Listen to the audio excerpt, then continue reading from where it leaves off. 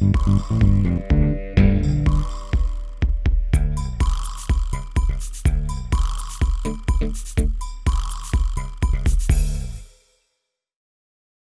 a short ride with a microphone attached to try to get some good sound, and I noticed lots and lots of wind noise and also a lot of chain noise, which I didn't expect to hear.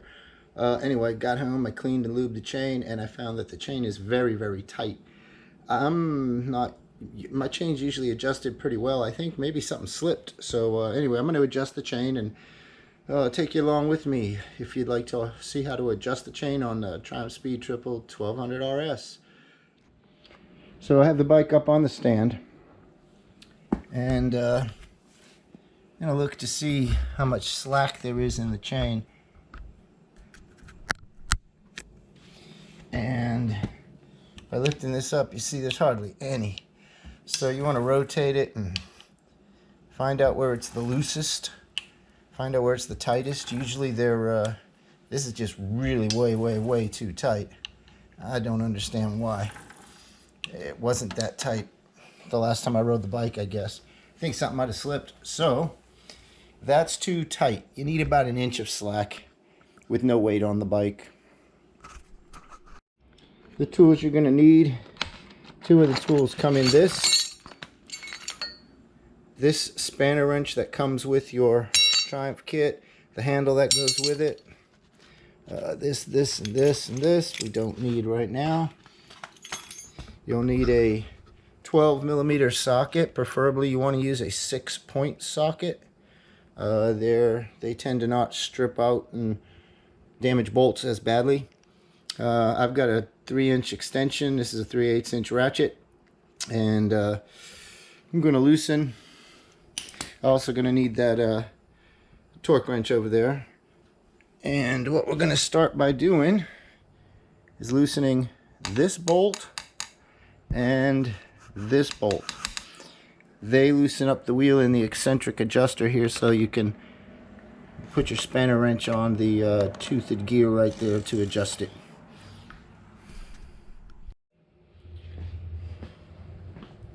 So first things first,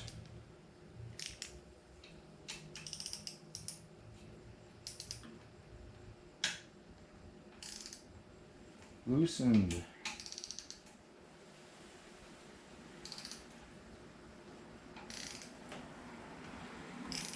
And loosened.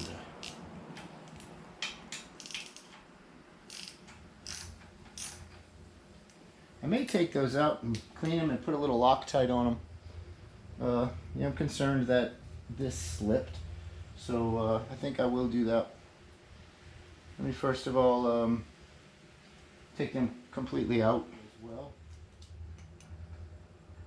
So each bolt has a washer, not a lock washer, just a regular flat washer.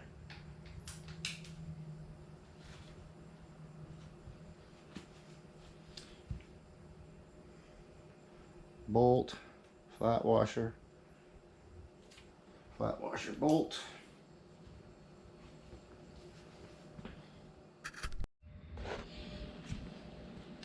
So what I'm going to do is set these bolts on bolts and washers on a rag. And you just spray them down with carb cleaner pretty good.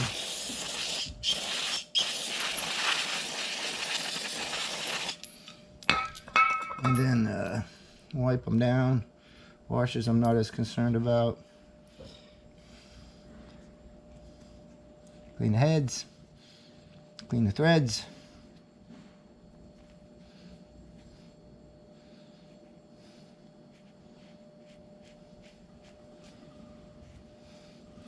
There was some type of Loctite on there. It's like a gray color Loctite a little bit. I didn't put that on, so that was from the factory. So I'm going to use a little, this is thread locker. It's the same as Loctite, it's just different company, and it's the blue. It's the non-permanent. Shake it up real good. I like these little tubs, it's real easy to apply. So bolts are dry. I'm going to go ahead and just Put a dab on there. You don't need a lot. That's probably more than what I really need, but I'm going to drop it in the hole. Oops. Don't forget to put the washer back on. Drop it in the hole. And just thread it on in there. Stuff doesn't harden immediately, so you can put it in and you can tighten it as you need to. A little more Loctite. So according to the manual, this bolt needs to be tightened to 21 foot-pounds. Then this bolt inside needs to be tightened to 21 foot-pounds. So what I'm going to do is I'm going to snug them up by hand.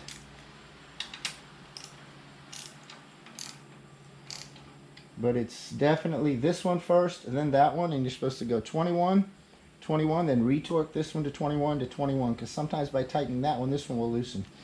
So anyway, they're real loose right now, so I'm going to snug them up by hand, put a little bit of pressure on them at least.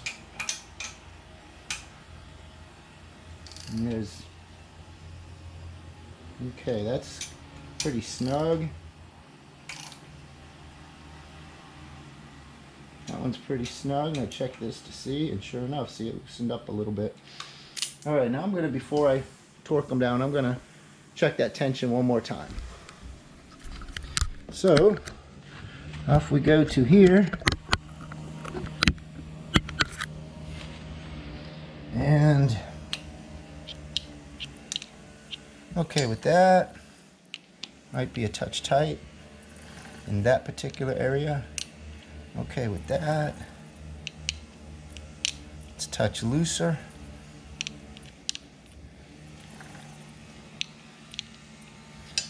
But like I said, they never, that might actually be a little bit too loose.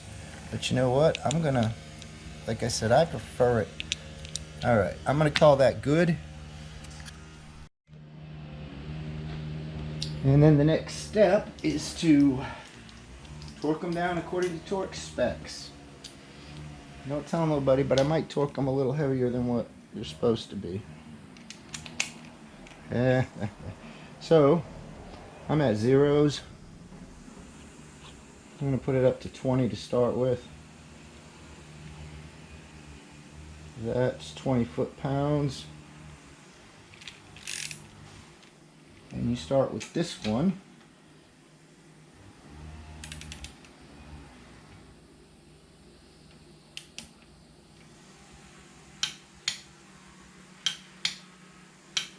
Yep, okay, that one's good.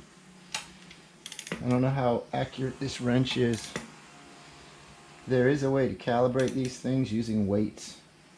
You're using a fishing scale and some weights, and then you stick it in a vise and put the weight on the handle. And okay, so that was good. Go back to this one. Yep, sure enough, it moved some more. So let's see about this one. Alright, so that was at 20 foot-pounds. Going up a little bit. Don't tell nobody. 24 foot-pounds.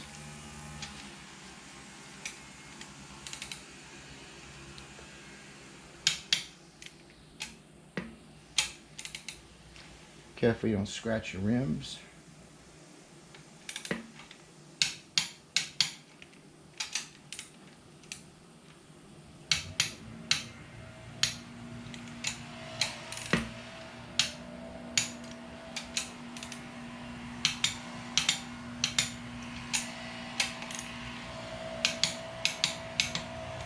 Alright, so that should be that. Always store your torque wrenches at 0 pounds. So there we go, 0 pounds. Torque wrench can be put away. This should be done. And last but not least, we'll check out the chain tension one more time.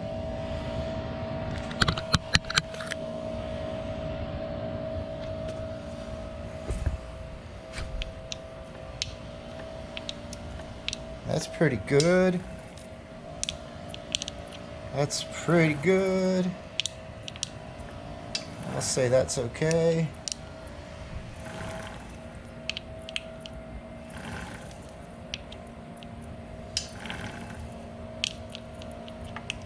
It might actually be a little bit looser than it should be, but I think it's going to be good. It's going to be a lot quieter. I don't know how the hell it tightened up, to be honest with you. I really think this adjuster slid. You know, they did a service. They did about 400 miles ago. They did a recalibrated these the brake rotor bolts. They changed the rear brake rotor bolts. I don't know if that could have been something that happened to it there. Anyway, so my chain is now cleaned, lubed. You can see the sprocket is goopy as hell.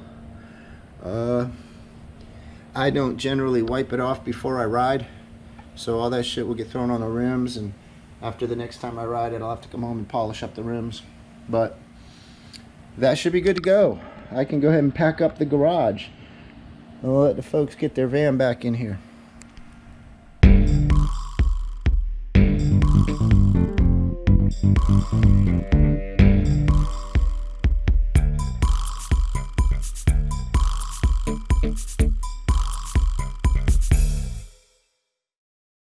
Tank and frame infills in.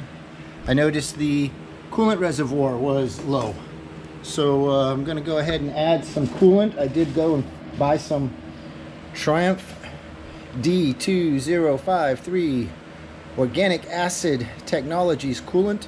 This is the orange stuff that comes with the Triumph. This was about 15-16 bucks. I can get it at my local Triumph shop here in Jacksonville, so I didn't have to go all the way to Daytona for it. But I'm going to go ahead and fill that, add some coolant in here real quick.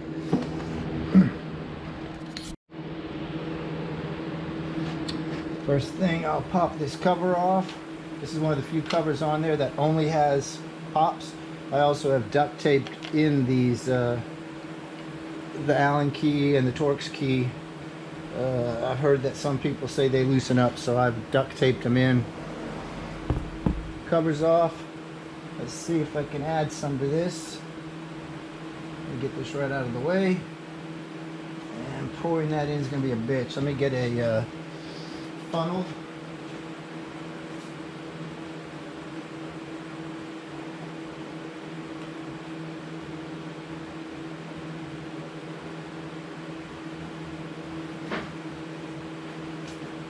Alright, got me a little tiny funnel. It's pretty clean. It's gonna not fit real good, but maybe I'll try another funnel. Let's see.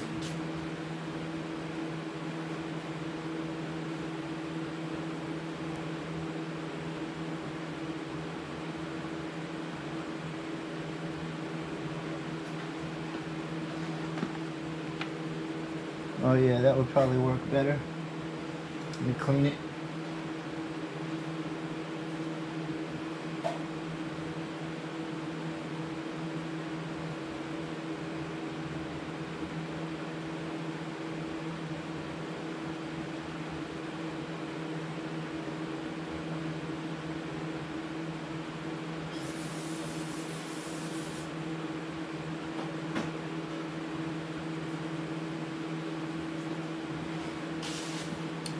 I sprayed a touch of carburetor choke cleaner in there just to make sure there's no oil or anything left from previous usages. Normally I try to shove a rag all the way down through there. I don't know if I'll be able to. Might be able to, but it'll evaporate pretty quick otherwise. Stuff this way down in. It's almost coming through. That looks pretty good to me. This fits in there a little bit tighter. I think this will work better. Alright, so open this up. Where are the lines on here?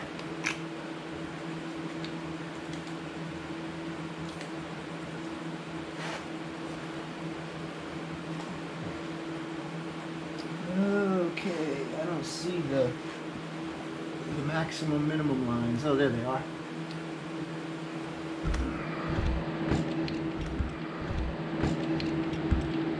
So your maximum line is right here. Minimum line is right there. So it's a funny thing on the old Speed Triple, my 2007 model, never overheated, never had a problem, but it wouldn't keep anything, it would piss anything out that you put in here, would just dump it out.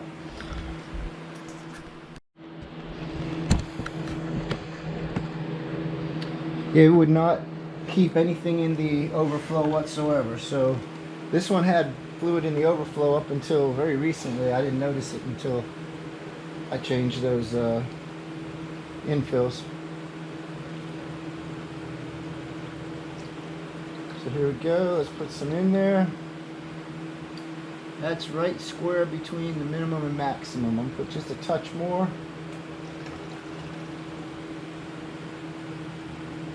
It's pretty much right in the center of the minimum and maximum, and I'm going to say okay by that. Close up the bottle. It looks pink. I thought it was supposed to be orange, but so it's kind of important, I think, that you put the right kind of coolant in.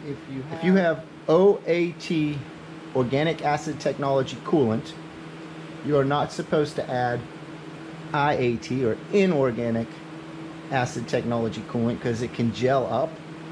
And you're also, if you have OAT coolant from the factory, you're not supposed to add HOAT coolant, which is hybrid organic acid technology. So it's a combination of inorganic and organic, and it can gel up.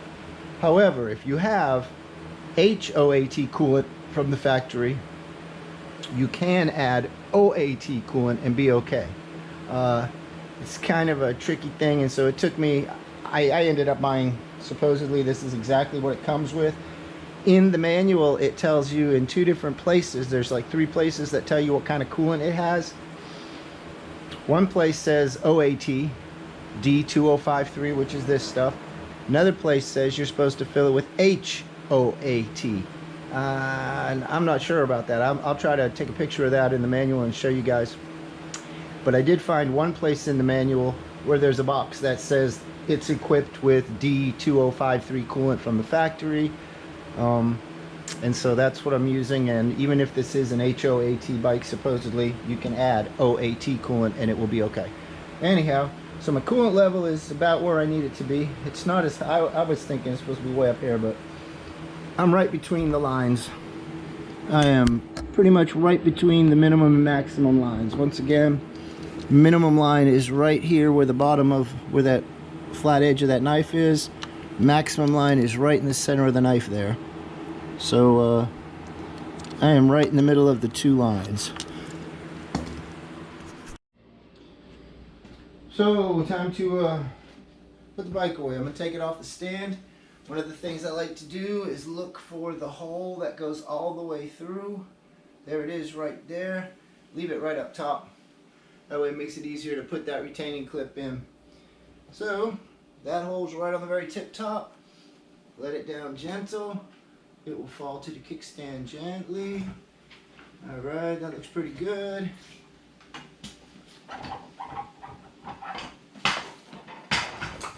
Stand out of the way. I lost one of these by forgetting to put it back on.